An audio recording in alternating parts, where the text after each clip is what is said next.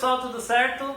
Bom, diante dessas últimas notícias sobre a ciência, eu achei interessante a gente falar um pouco mais sobre a ciência brasileira, quem são os nossos cientistas, né, o que eles fazem, o que eles comem. Não come camarão.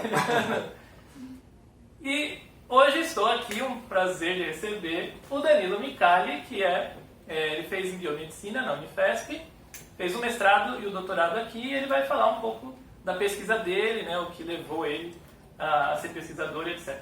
Então, muito obrigado por ter aceitado, né? Obrigado pelo convite. Para ter essa entrevista. E então, bom, vamos começar. Qual foi a sua motivação pela ciência? Assim, o que te fez trazer até aqui? Pergunta difícil. Eu acho que eu sempre gostei bastante de ciência. Quando eu era pequeno, eu era do tipo que devorava Super Interessante, Galileu, essas revistas todas sobre ciência, com uma linguagem mais leiga e tudo mais, mas eu sempre adorava qualquer coisa relacionada à ciência, seja biológicas ou sobre o universo, qualquer coisa assim. Sempre gostei muito.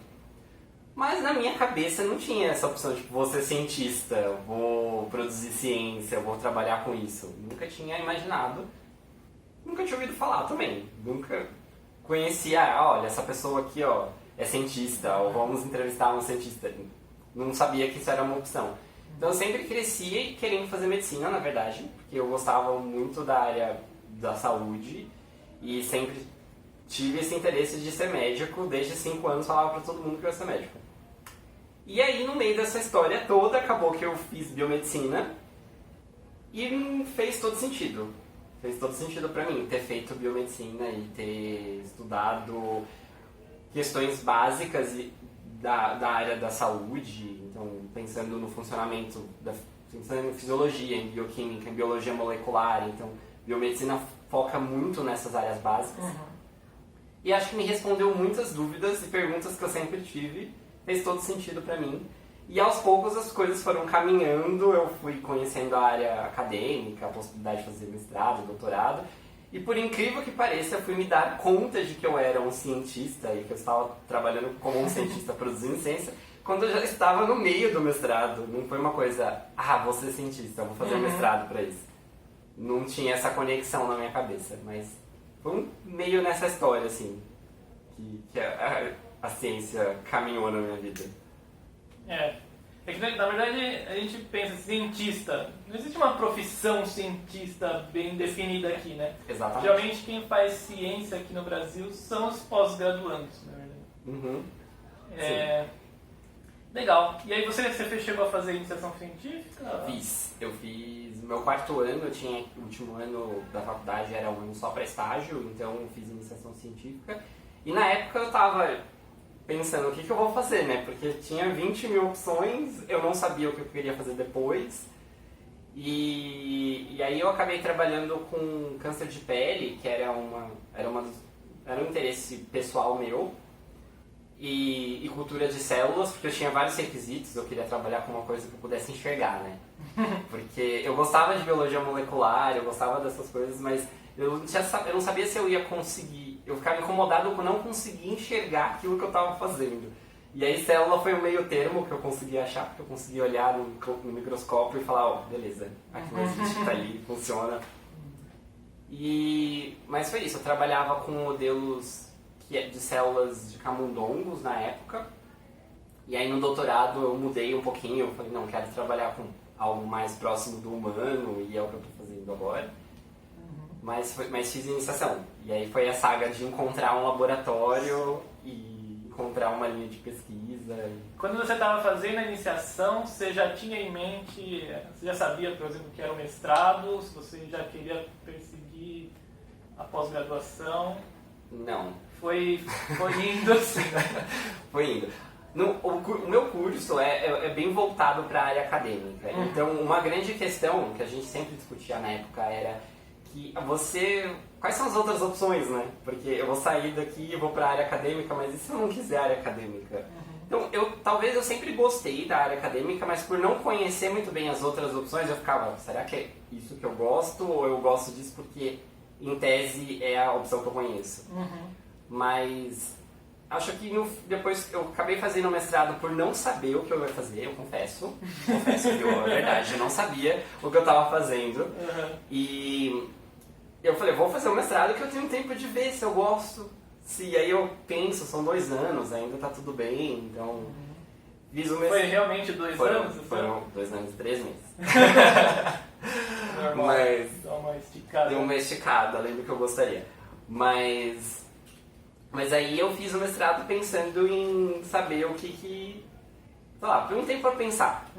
Eu precisava fazer alguma coisa, eu não sabia o que exatamente, então eu fiz o mestrado para pensar o que eu ia fazer. Foi bom. E aí, acabou que depois do mestrado eu pensei, bom, eu gosto disso que eu faço. Uma coisa aconteceu no meio do meu mestrado que me ajudou a decidir, que foi, eu me inscrevi numa vaga de trainee, nem tinha falado para minha orientadora na época, que eu estava no meio do mestrado. Escrevi numa vaga de trainee, e aí, durante a entrevista, me perguntaram, por que você quer sair da área acadêmica, você está fazendo mestrado, por que você quer sair da área acadêmica para ir para a área mais corporativa? E aí, nessa história de explicando do porquê que eu queria fazer aquilo e do porquê que eu fazia mestrado e, enfim, eu percebi que eu adorava o que eu fazia. E aí, eu voltei da entrevista, não fui aprovado. Eu acho que eu não teria aprovado alguém que está muito feliz fazendo o que já está fazendo. E aí eu saí, mas foi bom porque eu saí da entrevista pensando, olha, eu acho que eu Deu gosto. uma refletida Eu acho assim, que eu falei, gosto. não, é verdade, eu acho que é isso daqui. Eu acho que eu gosto disso daqui. Porque todo mundo geralmente reclama muito da área acadêmica, que de fato tem muitas questões complicadas. Inclusive atualmente, né? Inclusive atualmente. Naquela época já era difícil, mas agora está mais difícil ainda. Questão de bolsas que não são reajustadas há não sei quanto tempo, né? É que é um trabalho muito árduo também, né? E independente da área que você tá, você tem um desgaste físico, psicológico muito grande e várias outras questões, tipo, da realidade do pós-graduação. Você está num limbo ali, né? Você não sabe se é estudante, se você é um cientista, se você está trabalhando, né? Porque você ganha bolsa, mas sendo estudante, as pessoas te veem, você estuda, mas não trabalha, o que você faz além responder disso?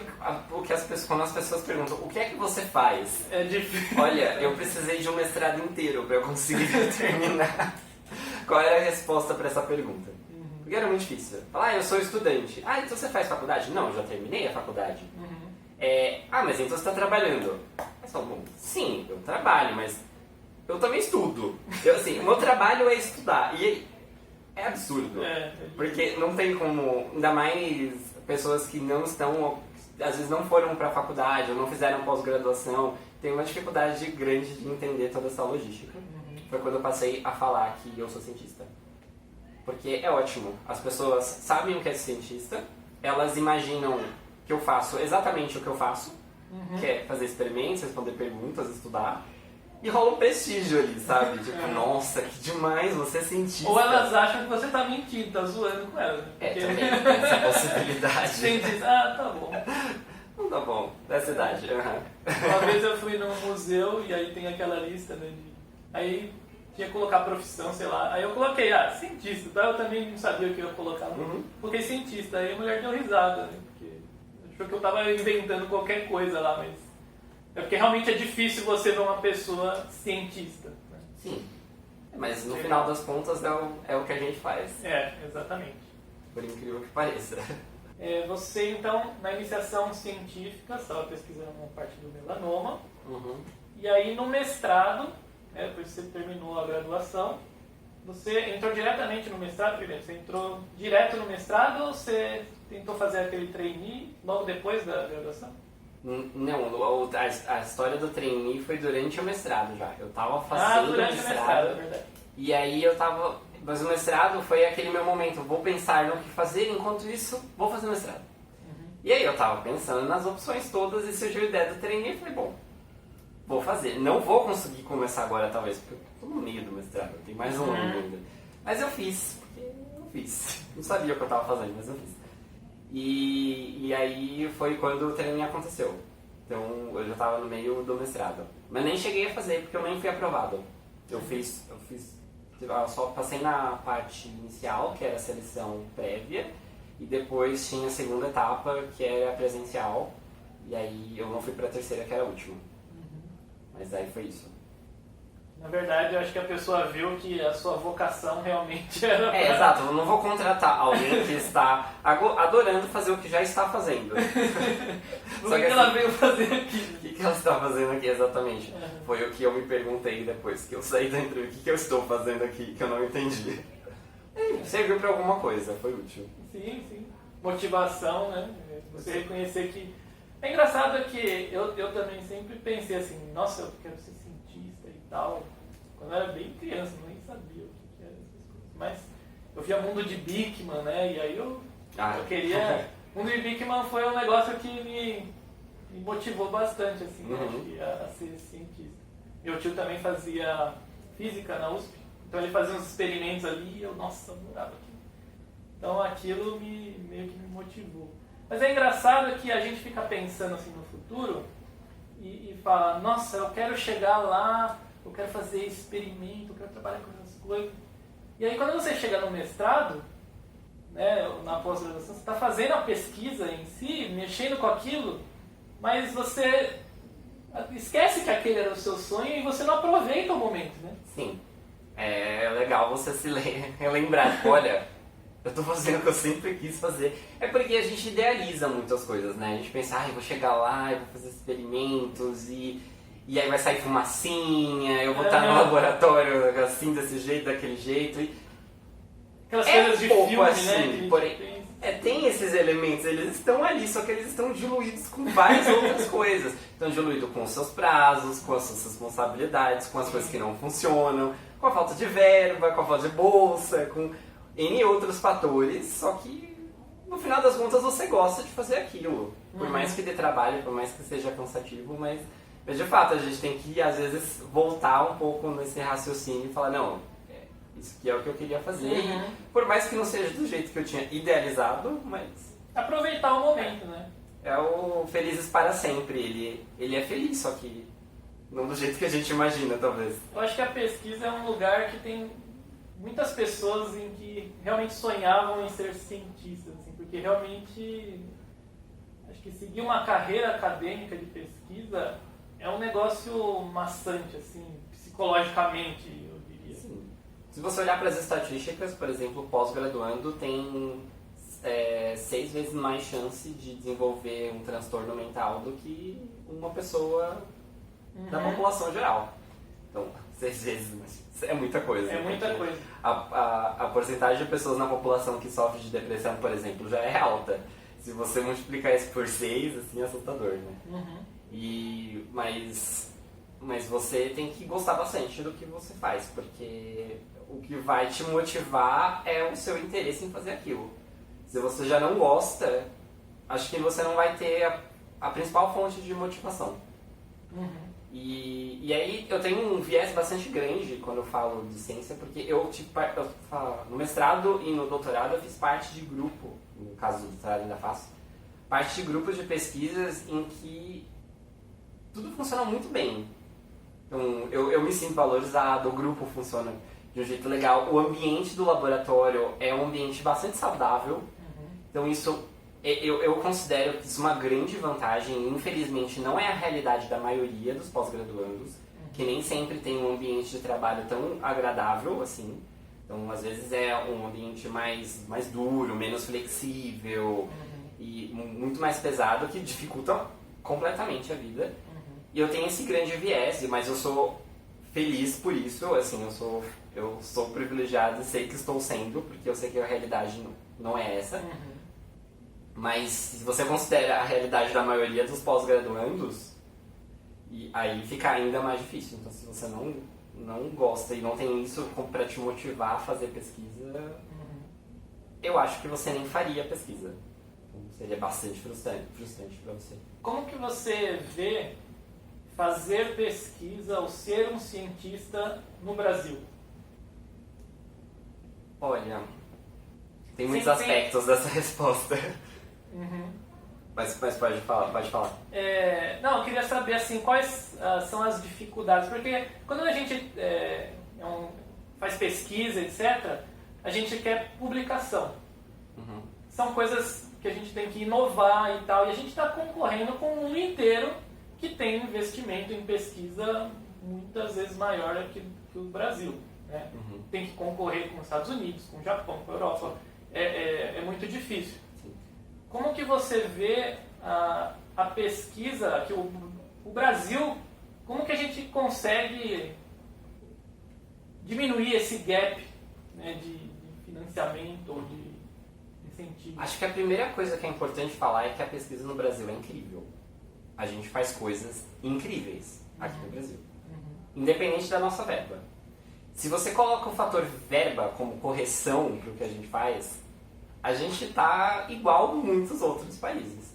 Então, saiu até recentemente um relatório, acho que foi do Web of Science, que fez para CAPES, porque por conta de toda essa questão do financiamento, falta de investimento, parece que foi uma mobilização da Web of Science, se eu não me engano, que gerou vários dados sobre a ciência do Brasil frente ao mundo. E o Brasil não está mal. Tipo, pensando no que a gente conseguiu fazer até agora, e infelizmente provavelmente a gente vai ver um comprometimento do cenário atual nos próximos anos, mas o que a gente conseguiu fazer até agora, a gente está em 13º no mundo, sabe? Em alguns quesitos. Eu não lembro direito o relatório, que eu ainda não li com muita calma. Mas a gente faz pesquisa de qualidade e a pesquisa no Brasil ela é muito recente, né? Se você olhar para, sei lá, 1969 e comparar com o que a gente tem agora, em 2019, é muito discrepante o número de publicações que a gente tem envolvendo alguém de uma universidade no Brasil. Então, se a gente olhar para outros países, talvez esteja bem discrepante essa diferença de quando que eles começaram e quando que a gente começou. Mas ainda assim, a gente consegue fazer pesquisas incríveis. A gente consegue economicamente melhorar muitas coisas. Por exemplo, etanol. A gente tem tecnologias de etanol que são usadas aqui, adaptadas à realidade do Brasil, e que foi feita, e é possível porque a gente teve pesquisa aqui que fez isso. Então, e vários outros exemplos, assim, Zika vírus, mais recentemente, foram pesquisadores do Brasil. Então, a gente tem muito potencial. Se a gente tivesse mais verba, seria incrível. E na área da saúde, eu acredito que em outras áreas, aí você pode falar da sua área também, eu acho que a gente sofre bastante com como as burocracias estão feitas para a ciência. Então, eu trabalho com biologia molecular. O que tem de empresa que providencia produtos para biologia molecular no Brasil?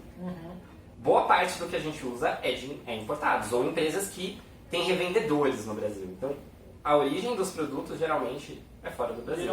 Eu não vejo um incentivo muito grande em receber insumos para a ciência no Brasil. Então, é muito comum, por exemplo, perder reagente porque parou na Anvisa, ou porque alguma outra questão aconteceu. E assim, são coisas caras e a gente paga muito caro por isso. E atrasa muito a pesquisa. Atrasa muito. Então, um reagente que eu preciso para o meu experimento, que fora do país eu conseguiria no dia seguinte, ou no máximo uma semana, aqui eu preciso esperar 3 meses se tudo der certo. Isso me impede de fazer? Não, mas me atrapalha? Sim, bastante. Então, são questões que são isso pós a aprovação da verba, porque a gente tem pós a aprovação da verba. Aprovar a verba, depois que está tudo aprovado, tem que pegar, tem um tempo de transporte, o reagente, por exemplo, pode ser danificado no transporte, você também não sabe se muita coisa às vezes tem que ficar congelado, ou se descongelou, não vai mais funcionar. E eu não posso usar uma coisa se eu não tenho certeza se vai funcionar. Às vezes você tem uma amostra rara, você não vai... Às vezes tem que fazer testes antes, né, para garantir que aquilo tem uma eficiência. Então a gente tenta competir assim, né, em nível, e tem várias outras coisas. Tempo de pesquisa, né, são coisas bem relevantes. Sim, e eu acho que potencial, pensando em formação de pessoas, em a qualidade de cientistas no Brasil, a gente tem. E a gente, na verdade, forma cientistas incríveis, porque a gente tem que fazer muito com pouco.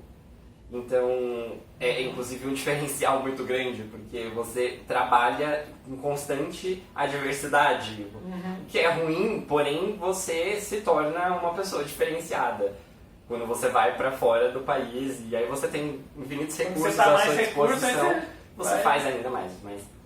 Mas eu acho que a gente não pode deixar de pensar nas dificuldades, porque não é só verba, que eu acho que é um fator muito limitante. Se eu não tenho verba, eu não tenho nem como começar a história.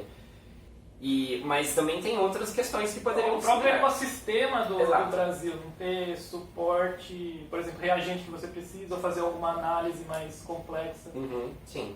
Não sei se você tem que fazer análises fora do Brasil. Às vezes é a melhor opção. Nem sempre a gente tem o equipamento que a gente precisa. Então, Por que você acha que não tem esse respaldo de empresas que fazem esse tipo de serviço aqui? Talvez porque... a maior parte da pesquisa no Brasil é feita por universidades. Eu não consigo falar isso com tanta propriedade, mas eu acho que as universidades não têm uma relação muito grande com empresas aqui. Sim. Então, eu acho que quando eu penso em universidades se relacionando bem com empresas, eu penso na Unicamp, por exemplo, que eu acho que está mais próxima, mas, por exemplo, a Unifesp, que é a universidade onde eu estudo, eu não vejo isso acontecer com frequência. De você ter um investimento do setor privado, de você receber doações de egressos ou afins, sabe? Eu acho que talvez a gente não tenha mecanismos burocráticos que permitam ou estimulem esse tipo de coisa. Porque acho que pra você... Eu não tenho certeza disso, e é uma área que eu realmente não sei. Talvez vocês saibam, alguém que esteja assistindo saiba. Mas até onde eu sei, você não precisa, pra você dar dinheiro pra universidade, na verdade você dá o dinheiro pra União, e aí isso precisa ser depois, posteriormente, repassado para a universidade, mas eu não sei como é que esse repasse, se ele é tranquilo, se de fato acontece, se ele depende de outros fatores. Então... Eu sei que é bem complicado. Tem empresas, acho que estatais, são mais fáceis. Então, por exemplo, Petrobras, CPFL, Eletropaulo, elas, por exemplo, lá na Poli, a gente tem algumas interações com essas empresas em projetos temáticos, por exemplo. O que é ótimo. Agora, empresas privadas também não conheço. Talvez. Não sei se é uma legislação, se é alguma coisa, né, que impeça isso, mas realmente é bem dificultado isso. Seria ótimo, até porque a gente teria mais uma fonte de recursos, né? Que não viria só da... Fora que as universidades do exterior cobram, né? São geralmente particulares, e elas cobram muito caro, né? E elas conseguem ter verba disso também, né? Quando você pensa nos Estados Unidos, isso acontece bastante, inclusive é um modelo que gera um estresse maior ainda para os estudantes de lá, né? Mas também tem outros lugares, por exemplo, na Europa tem vários lugares que tem universidades em que você ou paga um valor muito mais baixo, ou às vezes nem precisa pagar, então, mas o modelo funciona. Acho que a questão no Brasil é você ter um investimento e um ambiente que favoreça isso. Acho que nem tanto é o modelo da universidade, talvez funcione uma universidade pública em que as pessoas têm acesso. Considerando a realidade do Brasil, eu acho que isso é relevante, que a população consiga ter acesso à universidade. Acho que, de repente, se a gente passar a cobrar, porque a gente adotou um outro modelo, que não necessariamente é um modelo que não funciona, mas é só um outro modelo, talvez a gente já passe a excluir boa parte da população que recentemente começou a ter acesso à universidade e que vai deixar de ter porque agora ela precisa pagar por ela. Então, talvez é uma questão social bastante relevante. Então, acho que quando a gente discute questões, por exemplo, ligadas à universidade, ao ensino superior e à educação de modo geral, a gente esbarra em muitas outras questões. Questões econômicas, em questões sociais, em questões políticas, mas que não estão separadas, elas fazem parte de um todo. Né? Falando em condições sociais, qual que é a parte da pesquisa que é desenvolvida nas universidades? Qual que é a parcela assim, que você realmente aplica para a sociedade ou por exemplo, a USP, Unicamp, né, universidades daqui de São Paulo, quanto que elas contribuem para o desenvolvimento da cidade de São Paulo, do Brasil? Será que a gente tem essa... Qual que é a perspectiva, né, da sua pesquisa? Ela é aplicada em, por exemplo, diagnóstico? Como que você vê a transição da pesquisa em aplicação? Tem muitas questões aí. Talvez se eu falar muito você me corte. Eu acho que eu não tenho dados para falar o quanto que as universidades conseguem retornar para a sociedade, mas eu acho que o cientista por si só já, independente da pesquisa que ele faça, se ele é uma pesquisa que claramente vai levar algo para a sociedade, ou se é uma pesquisa mais básica que talvez não leve nada diretamente, mas que contribua para muitas coisas que no futuro vão trazer um retorno muito importante para a sociedade.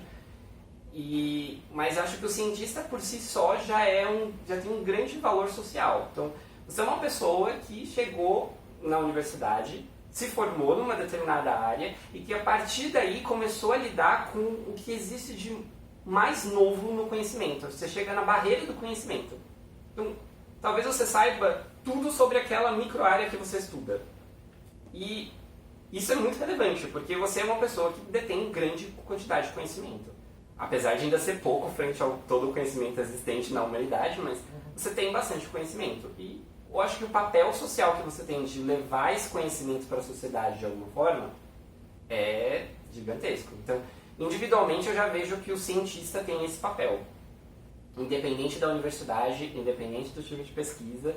Então, falar sobre ciência, falar sobre a pesquisa que ele faz, ou fazer com que as pessoas entendam, por exemplo, questões básicas, sei lá, estudo diabetes. Será que eu não posso ir em algum lugar falar sobre diabetes? Sei lá, num posto de saúde, ou, sei lá, falar para crianças sobre como a dieta dela influencia em doenças que ela pode ter, usando uma linguagem que seja adequada. Acho que esse também é o papel do cientista. Então, se a universidade estimular isso, claro, fica ainda mais incrível, mas aí já tem esse é o papel do cientista, que eu acho que a gente começa essa história. Boa parte da contribuição é mesmo da divulgação da sua pesquisa. Por exemplo, sua pesquisa de epigenética, né?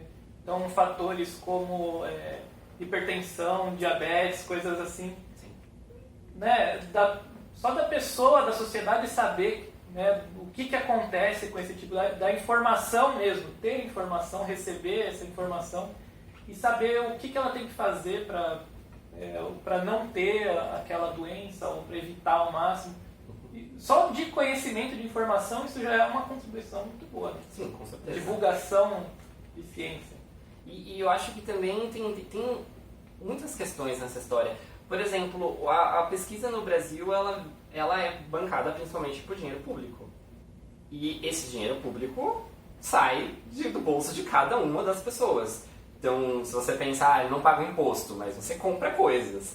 Então, você, sei lá, às vezes, dependendo do que você vai comprar, 50% do valor daquilo é imposto. E esse dinheiro vai para algum lugar, inclusive para pesquisa. Então, cada uma das pessoas que vive no Brasil banca a pesquisa que é feita aqui. Então, eu acho que também é justo elas terem um retorno também. Terem um retorno e às vezes é legal elas saberem, tipo, nossa, olha, isso está sendo feito, e está sendo feito no meu país, e não só o meu país vai se beneficiar disso, mas como todo mundo, porque quando a gente pensa em ciência, não tem, não, esse conhecimento é só desse país. Não, conhecimento científico é conhecimento da humanidade. Então a gente publica para o planeta inteiro. Mas também é errado pensar, por exemplo, que só a publicação científica já é compartilhar o conhecimento científico. É compartilhar com cientistas, mas o mundo não acaba em cientistas, tem todas as outras pessoas. Até porque você tem que comprar também um artigo, né? Não são todos os artigos que são abertos. Ainda tem a questão do open source, e tipo, se você tem que pagar ou não, e, enfim, mesmo dentro do meio científico já tem essa questão toda. Mas eu acho que é importante sempre pensar na sociedade, até porque é ela que banca.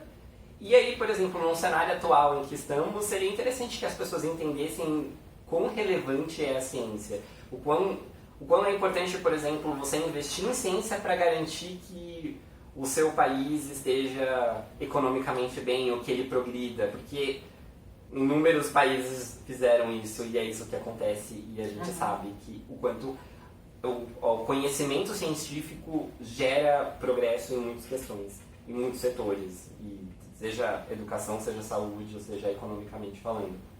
Então, talvez se as pessoas entenderem isso ajuda bastante. Mas também tem outras realidades, não dá para colocar só a culpa no cientista ou nas universidades nessa questão.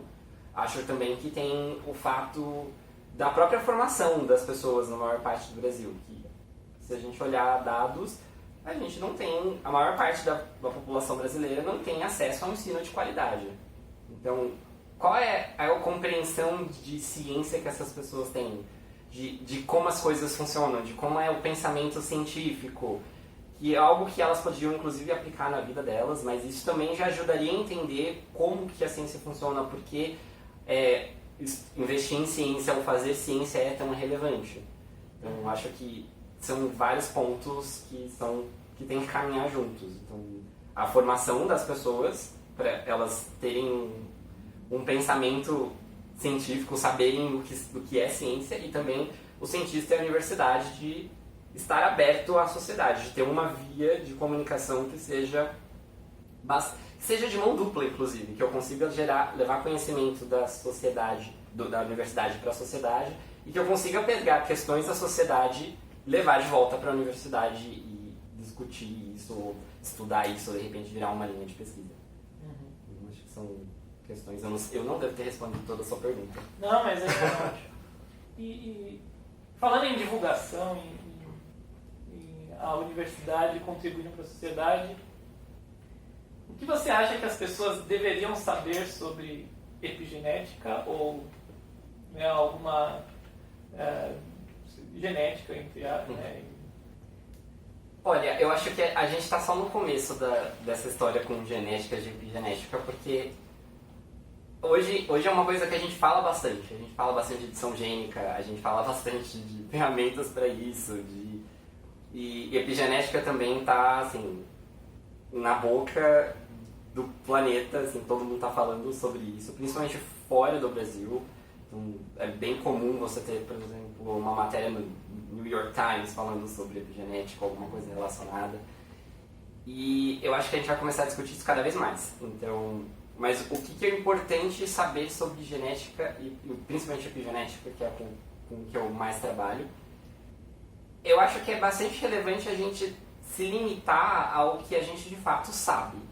Porque uma importante questão é você usar o pouco que a gente sabe sobre epigenética e transpor isso para outras questões que a gente ainda não entende. Então, vou te dar um exemplo. Uma marca epigenética, por exemplo, pode ser transmitida para uma próxima geração. Então, a gente já observou isso em camundongos, por exemplo. Possivelmente isso também acontece em humanos. Sabemos se isso acontece em humanos? Ainda não, a gente está nesse meio tempo. A gente está investigando. Meu projeto, inclusive, é uma das coisas que ele investiga. Como é que isso pode acontecer. E eu acho que a gente só tem que tomar cuidado com as conclusões que a gente pode tirar com o conhecimento que a gente já tem. Então, por exemplo, se alguém me perguntar, se eu fizer isso vai afetar meu filho? Pode afetar. Eu sei se vai afetar? Ainda não sei. Eu só consigo falar isso se eu testar e afetar. E aí eu falo, sim, afeta, por favor, não faça. Então, eu acho que essas questões... essa nem é tão delicada. Acho que tem uma questão mais delicada que é, por exemplo, você falar, os seus pensamentos positivos podem mudar o seu DNA. Pode ser que mude epigeneticamente, muda as suas marcas epigenéticas e o seu DNA pode passar a funcionar diferente? Pode. Alguém consegue testar isso? Não. Então não tem como falar pra você que isso acontece. Não tem como falar pra você que você pensar positivo vai mudar o seu DNA, ou como o seu DNA funciona por conta de marcas Não que o epigenéticas. seu DNA mude, mas talvez isso influencie em diversos outros fatores. Talvez tenha um Efeito mecanismo placebo, ou direto. seja, ativado, não sei, alguma coisa assim. Mas acho que só tem esse cuidado que eu acho que, às vezes, dependendo da fonte que a gente vê de notícias sobre epigenéticas e afins, isso é bastante impreciso. Que eu acho que a gente volta um pouquinho porque a gente tinha falado antes, que é a questão do pensamento científico, que é entender que a ciência só pode afirmar aquilo que ela testou. E ainda assim, dependendo, a gente pode testar, sei lá, uma subcategoria daquilo e ver que, na verdade, temos mais opções ali dentro. Então, aí é só um cuidado com isso. Mas acho que cada vez mais a gente vai falar de genética, cada vez mais a gente vai falar de epigenética. E daqui a pouco a epigenética vai ajudar, possivelmente, sei lá, no diagnóstico de doenças. Vai ser uma abordagem terapêutica muito maior do que já é hoje, por exemplo. Tem algumas drogas, alguns medicamentos que alteram mecanismos epigenéticos que a gente usa no tratamento de alguns tipos de câncer, por exemplo. Então, talvez no futuro, quando a gente conseguir controlar melhor isso tudo, tem mais abordagens que são epigenéticas. Mas também a epigenética não explica tudo, e tem muitas perguntas, dúvidas que a gente tem, e que a gente está só no começo de responder isso. E aí eu acho que é só tomar esse cuidado de se limitar ao que a gente sabe. E não transpor, é possível, então acontece. Então, é possível, mas só é possível. Então... O que acontece bastante quando se divulgam notícias científicas na mídia, na TV, por exemplo. Exato, eu tenho um pouco de medo. Quando eu vejo, eu fico, meu Deus, por favor, fala isso certo. Exato. Mas isso acontece bastante. Que é aquela questão de, mas tem que simplificar para as outras pessoas. Eu acho que você pode tornar simples, mas não simplificar. Você pode explicar exatamente o que é, mas não necessariamente precisa simplificar algo. Acho que é a diferença entre ser simples e simplificar. Acho que o meu medo é quando as coisas são simplificadas. Às vezes eles querem tornar aquilo uma coisa mais sensacionalista para talvez dar mais audiência, coisa assim. Exato. Então você acaba saindo de uma pesquisa que diz uma coisa e, na verdade, a notícia que acaba sendo passada não é tão, assim, precisa. E acaba gerando confusões, né? As pessoas acabam entendendo uma coisa que, na verdade, não é o que a pesquisa disse. Isso é bem comum. Na verdade, pelo menos na minha área, é muitíssimo comum.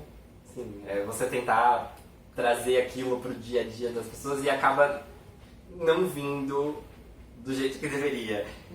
E da ideia que algumas pesquisas não são para o dia a dia. Tá tudo bem. Mas o que isso afeta a vida das pessoas? Às vezes diretamente não afeta nada, o que não quer dizer que a sua pesquisa não é relevante. Então muitas coisas que hoje impactam diretamente a vida das pessoas vieram de pesquisas que não impactavam diretamente a vida das pessoas, que é o que a gente chama de ciência básica. Então você estudar, a interação entre duas moléculas num vitro, numa situação que nem é dentro de um ser humano ou dentro de um animal. Mas qual é o impacto disso na vida das pessoas? Pode ser que neste momento não tenha um impacto claro. Pode ser que você até consiga justificar, mas pode ser que não tenha impacto direto, mas no futuro vai ter. E é sempre assim, conhecimento é conhecimento, e não importa se vai melhorar o meu dia ou se não vai melhorar o meu dia. Acho que a gente conseguir compreender melhor como a nossa vida funciona, como as coisas funcionam, acho que isso é gerar conhecimento, e as consequências disso são infinitas, a gente não tem nem como medir. Bom, pessoal, eu parei o vídeo aqui para não ficar muito longo e também para a gente poder separar melhor os temas da nossa conversa. Então, nos vídeos futuros, a gente vai falar um pouquinho mais sobre genética, epigenética, né? Os detalhes aí da pesquisa do Danilo. E também a gente vai começar a relacionar esses temas com a parte de computação, né? Como que a ciência, quando ela avança numa área, também contribui para outra, né? Então, a gente pode utilizar esses conhecimentos para criar, por exemplo, inteligência artificial, que a gente pode cobrir nos vídeos mais futuros aí do canal, certo? Então, se vocês gostaram desse novo formato de vídeo, né, de entrevistas aí com pesquisadores brasileiros, por favor, deixe o seu comentário aí para eu saber se vocês gostaram desse tipo de conteúdo ou não, tá?